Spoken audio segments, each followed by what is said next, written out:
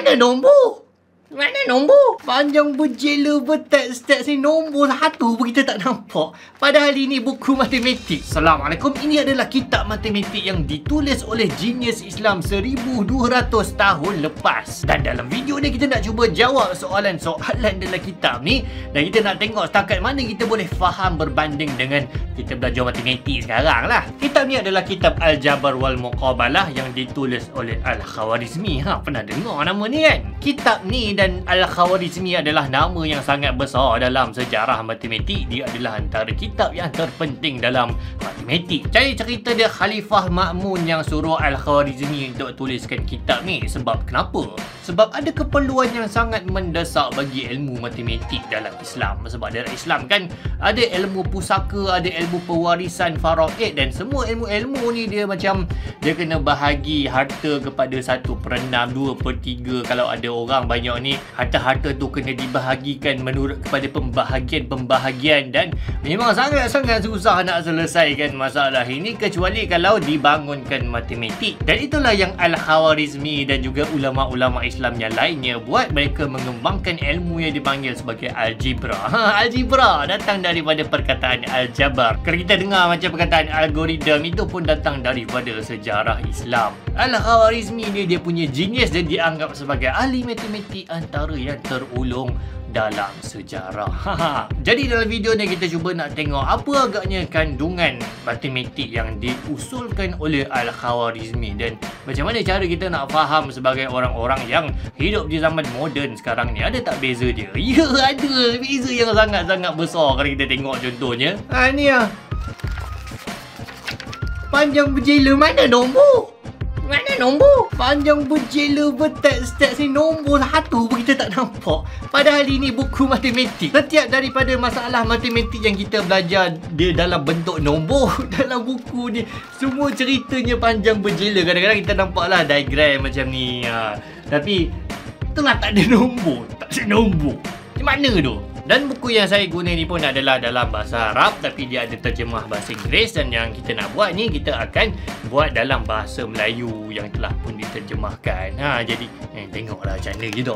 Tapi sebelum tu, kalau anda nak anak-anak anda, adik-adik, anak murid pandai dalam matematik, pandai mencongak, pandai sifir, anda memang kena dapatkan Pentagon Math Al-Baghdadi ni. Ia memang direka antara lain beraspirasikan daripada genius-genius matematik Islam pada zaman dulu. Dia ada flashcard yang mudah, dia ada jam reward yang cantik, dan bila anda dapatkan, dia disediakan juga dengan video-video tutorial yang menarik. Jadi ia ada untuk anak-anak kecil yang baru nak belajar mencongak, untuk anak yang dah masuk sekolah rendah yang nak menguasai sifir. Ini memang sangat-sangat sesuai dan sangat-sangat bagus untuk mereka menguasai ilmu sifir dengan cara yang mudah, dengan cara yang mereka senang faham. Dan pengasas Pentagon Math ni pun mereka sangat-sangat berpengalaman. Dah 10 tahun lebih mengajar ilmu matematik di Malaysia, Brunei, Indonesia. Dan buku dan modul mereka telah diiktiraf oleh Kementerian Pendidikan Brunei Darussalam. Jadi anda memang kena dapatkan siri Pentagon Math ni, dapatkan di link yang disediakan di bawah. Sebagai contoh, 10 dan 1 darab dengan 10 dan 2, 10 darab 10 100. Sekali 10 adalah 10 positif, 2 kali 10 adalah 20 positif. Ini sekaligus memberi 132.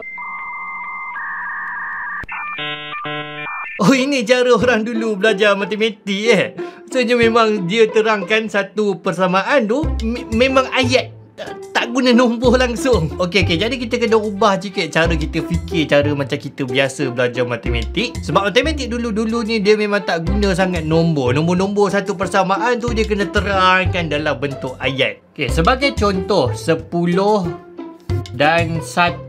Okey, 10 dan 1 ni dia maksud dia adalah 10 tambah 1. Okey, 10 tambah 1 darab dengan 10. Okey, dan adalah tambah jadi 2. Okey, ini kalau dalam moden punya kita akan buat dia jadi kurungan lah. Sebab kalau tak kita kena selesaikan darab dulu. Tapi maksud dia adalah 10 tambah 1 dulu, lepas tu baru darab dengan 10 tambah 2. 10 darab 10 adalah bersamaan dengan 100. Sekali 10 adalah 10 positif. 2 kali 10 adalah 20 positif. Sekali 2 adalah 2 positif. So dia tambahkan balik semua ni, tambah. Maka akan dapat 132. Okey, ada satu benda yang sangat menarik dengan jalan kerja yang Al-Khwarizmi ceritakan ni. Ya, sebenarnya apa yang Al-Khwarizmi nak buat adalah dia sebenarnya nak darabkan 11 darab 12 je sebenarnya. Tapi cara yang diajarkan adalah 11 ni adalah bersamaan dengan 10 tambah 1 dan 12 ni adalah bersamaan dengan 10 tambah 2. Kemudian baru dia darabkan. Dan kemudian apa yang Khwarizmi buat sangat-sangat menarik adalah dia kembangkan pendaraban ni. Jadi 10 darab 10, 10 darab 2, 1 darab 10, 1 darab 2. 10 darab 10 tambah dengan 1 darab 10 tambah dengan 10 darab 2 tambah dengan 1 darab 2 sama dengan 100 tambah 10 tambah 20 tambah 2 sama dengan 132. Jadi inilah cara mudah untuk kita mencongak ya pendaraban angka 2 digit. Jika contohnya 10 dan 2, maksudnya 10 tambah 2, untuk didarab dengan 10 kurang 1, dan Al-Khwarizmi ajar kita, maka 10 darab 10 adalah bersamaan dengan 100 dan negatif 1 dari 10, maka akan dapat 10 negatif tambah 2 positif darab dengan 10 adalah 20 positif tambah 2 positif darab dengan negatif 1 dapat 2 negatif. Kemudian kita tambahkan dia 100 tolak 10 tambah 20 tolak 2, maka kita dapat 108. Sedangkan persamaan asal dia apa? Dia adalah bersamaan dengan 12 darab dengan 9. Okey, ini cara kita nak jawab 12 darab dengan 9, iaitu dengan cara kita kembangkan seperti mana yang diajar oleh Al-Khwarizmi. Satunya, kalau kita praktis betul-betul cara ni, dia memang senang untuk kita tangkap dalam otak kita, cepat kita buat pada kita menghafal sifir 12 darab 8. Cara ni adalah cara yang kita boleh jawab untuk tangkap dengan senang. Tapi selain daripada tu, ada tujuan lain kenapa Al-Khwarizmi suruh buat cara ni. Tujuannya adalah kita tengok dalam soalan seterusnya. Kalau contohnya adalah 10 dan akar Al-Jadr. Akar ni apa benda pula? Akar ni lebih kurangnya kita boleh kata dia adalah X ataupun sesuatu anu lah yang kita tak tahu. 10 dan akar bermaksud 10 tambah X didarab dengan dirinya. Apa maksud tu? 10 tambah X didarab dengan dirinya adalah 10 tambah X darab dengan 10 tambah X. Lepas tu bila kita dapat macam ni, kita buat benda yang sama lah. Kita kembangkan dia. 10 darab 10, 10 darab X, X darab 10, X darab dengan X. Maka 10 darab dengan 10 adalah 100 tambah dengan 10 darab X ataupun 10 darab dengan akar, kita akan dapat 10 akar tambah dengan akar darab 10, kita akan dapat 10 akar juga tambah dengan akar darab akar, maka kita akan dapat akar kuasa 2. Dan kuasa 2 ni dalam kitab ni dia dipanggil sebagai al-mal. Jadi lepas tu kita tambah lah, kita akan dapat akar kuasa 2 tambah dengan 20 akar tambah dengan 100. Pernah nampak tak soalan ni? Ini memang soalan yang kita belajar waktu Form 4. Kita mula belajar quadratic equation. Jadi sebenarnya kitab Al-Jabar wal Muqabalah ni dia adalah kitab untuk kita menyelesaikan quadratic equation sebenarnya. Dan quadratic equation ni dia adalah sangat-sangat penting dalam kita nak menyelesaikan masalah-masalah matematik yang ada dalam Quran lah. Masalah pewarisan, faraid, dan itulah yang diajarkan oleh Al-Khawarizmi dalam kitab dia ni. Ketahuilah akar bagi 200. Ya Allah, peningnya bila belajar matematik pure tak ada nombor. Ayat je. Okey, akar kepada 200 adalah 200 punca kuasa 2. Tolak 10 ditolak dari 20 tolak akar bagi 200. Macam mana kita nak faham ayat ni? Cara nak faham ayat ni adalah dia macam terbalik.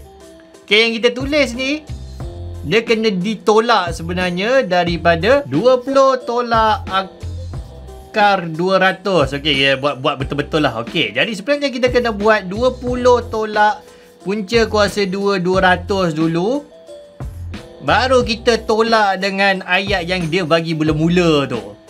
Punca kuasa 2 200 ataupun akar 200 tolak dengan 10 adalah 30 tolak 2 kali ganda akar kepada 200. Lepas tu Al-Khawarizmi bagi sesuatu yang menarik sebab dia terus selesaikan. 2 kali ganda akar bagi 200 adalah bersamaan dengan akar bagi 800. So, jadi yang ni jadi 800. Kenapa? Kenapa pula macam tu? Lalu Al-Khawarizmi terangkan, kalau kamu mahu mendarab 2 akar mana-mana nombor yang dikuasa 2. Jadi ini kita bagi contoh lah, contoh. Jadi kita ada 2 darab dengan akar bagi mana-mana nombor yang dikuasa 2. Kita bagilah 10 contohnya. Jadi ini dia kata, maka cukuplah kalau kamu darab 2 dengan 2 kemudian dengan nombor yang dikuasa 2 tu. Ini adalah bersamaan dengan 10 darab dengan 2 darab 2. Jadi kita dapat 10 darab 4 sama dengan punca kuasa 2 bagi 40. Kemudian Al-Khawarizmi bagi contoh lain pula. Kalau kamu darab 3 dengan 3 ni, kita bagi contoh punca 3 darab dengan punca kuasa 10, maka cukuplah kamu darab 3 dengan 3. Jadi 10 darab dengan 9 maka bersamaan dengan punca kuasa 290. Jadi kita balik pada soalan tadi. Macam mana kita dapat 800 adalah sebenarnya 30 tolak 2 punca kuasa 2 200 bersamaan dengan 30 tolak dengan punca kuasa 2 200 darab dengan 2 darab 2 sama dengan 30 tolak punca kuasa 2 200 darab dengan 4. Maka kita dapatlah jawapan yang Al-Khawarizmi bagi tu. Punca kuasa 2 bagi 800. Jadi kita dapat tengok, itulah menariknya bila kita meneroka kitab-kitab matematik, kitab-kitab ilmu beribu-ribu tahun lepas. Kalau macam yang saya buat dalam video ni, itu kitab Al-Jabar wal Muqabalah daripada Al-Khawarizmi 1200 tahun lepas, dan kita bandingkan betapa berbezanya, betapa berkembangnya ilmu yang mereka wariskan, yang kita belajar dalam kelas-kelas sampai sekarang lah. Dan ini patut membuatkan kita lebih menghargai ilmu-ilmu yang kita dapat, sebab dia dah difikirkan, dia dah dikembangkan oleh jenius-jenius ataupun pemikir-pemikir yang mengorbankan masa mereka untuk meneroka dan menerobos ilmu pada zaman dulu. Zaman dulu bukan ada kalkulator, Excel apa benda semua tak ada. Memang mereka kena kira dalam otak dan mereka kena buat pengiraan tangan, dan diorang buat pun bukan ikut nombor yang macam kita biasa buat. Memang diorang buat berdasarkan ayat. Jadi kita pun fikir macam mana sebenarnya diorang buat ataupun mereka belajar matematik zaman dulu. Memang rasanya sangat-sangat berbeza dan mungkin susah lah banding dengan zaman sekarang. Dan itulah dia sikit sebanyak video ajar kali ni. Ada tak apa lagi kitab mungkin ataupun buku-buku yang korang rasa kita best kalau kita nak meneroka buku-buku klasik ke? Tu dia dalam bahagian komen. Kita jumpa lagi dalam video ajar yang akan datang. Assalamualaikum.